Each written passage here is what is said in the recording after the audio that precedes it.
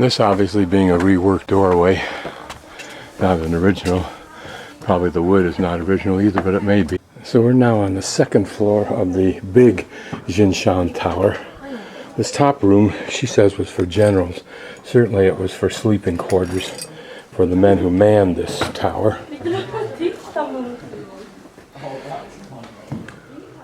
Here is this nicely designed framework, and down below also, which probably was for some kind of an inscription. Now there is one here, and it's carved into it, but it gives the name of these towers. Most towers had a name. Oftentimes the towers had a name. In this instance, it was almost a legend type of name, probably in the same way that people name ships. This stone has obviously been worked with. I guess it's a rather recent stone. What the purpose of the hole was, I don't know. Again, here's a drainage for water, I'm sure. And there it drains out right through here. Probably through a typical gargoyle on the other. And there we are, the spout. This gives you an idea of not only what the men who protected the wall or manned the wall saw, but it gives you, in the inverse, what the people who were attempting to conquer it, or imagined that were going to try to conquer it. But what kind of men would it take to climb such a hill and then try to fight battles to get onto the wall itself?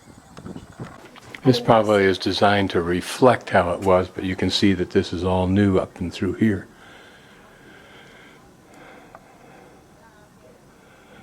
Because much of this, I'm sure, has been rebuilt over time.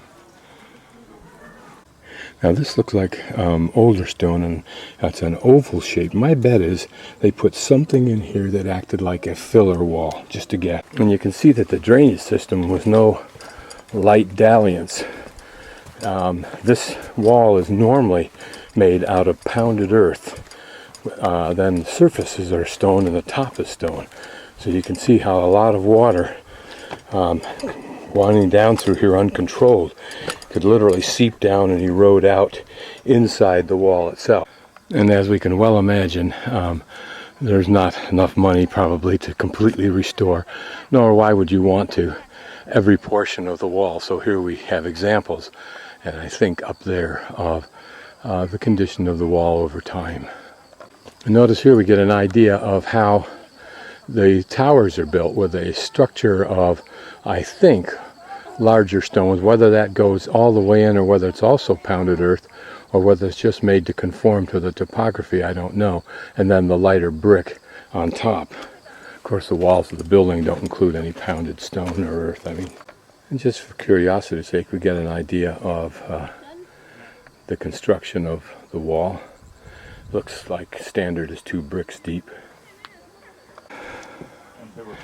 Now this is an interesting feature.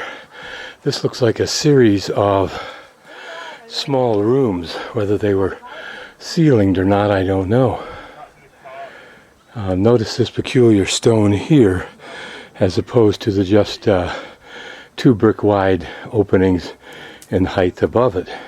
Some of the Great Wall sections, and there were many across northern China, were supposedly wide enough for either 4 or 5 horses to ride abreast, so that you could rapidly deploy your units. I don't think you get more than 3 comfortably here. Here we have an idea of how the stairs are made, just bricks laid lengthwise on their side. Now what's interesting here is this border, rounded border for some reason. What, if any, purpose it served, I don't know. Could have been just decorative. Can only begin to imagine the manpower required to build these walls.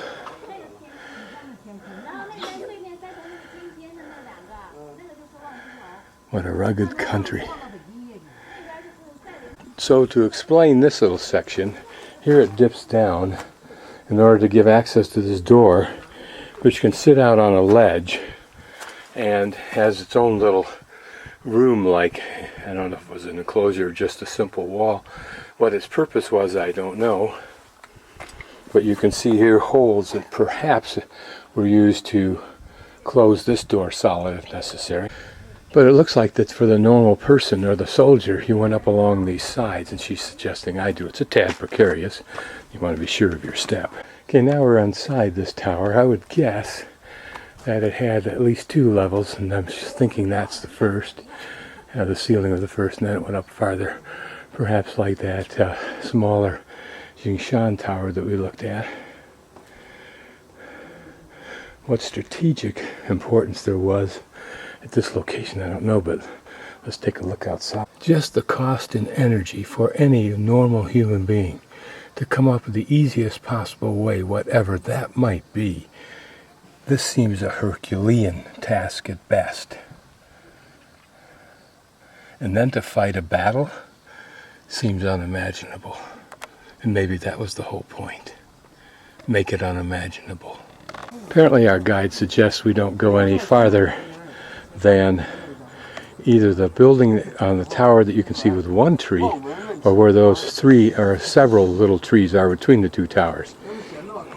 Okay, I'm standing in the middle of a series of these little walled enclosures, and you can see that that's exactly what they are. They're just simply individual enclosures. Why? I have no idea why it has that specific function, or at least that it translates into this more expensive design.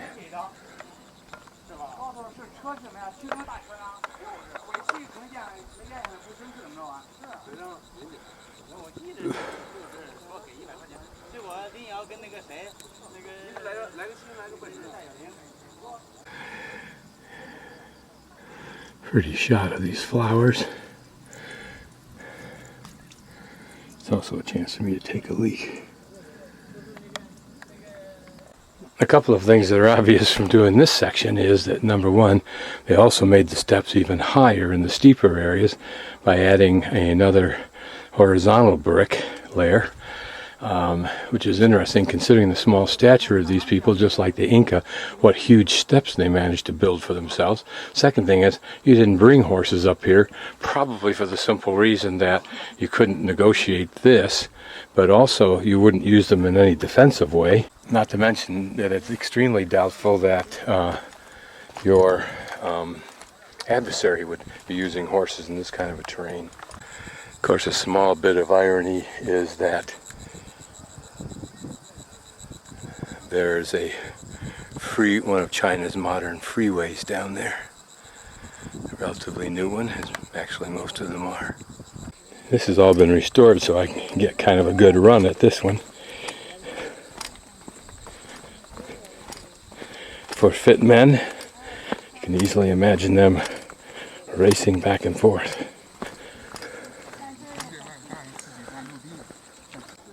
I don't know if I can get from here a perspective of the steepness, but it is quite steep.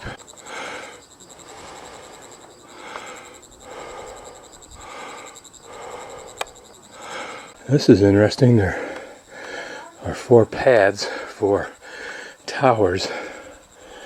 The same kind of pads that you see in the Forbidden Palace. Also, this stone notched out to hold something, either beams or whatever. Now this next section is even steeper.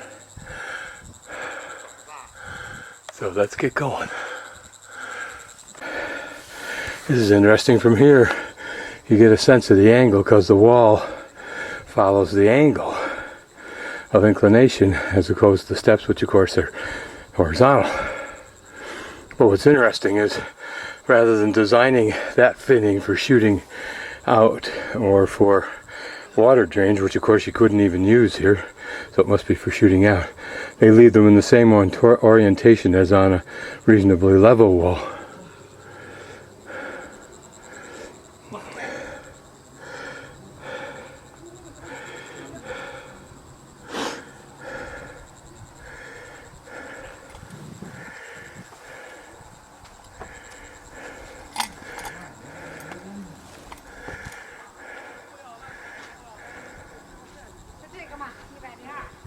Almost as far as you can see his wall in the center of the picture now. Here's the view back down. That is a wicked climb.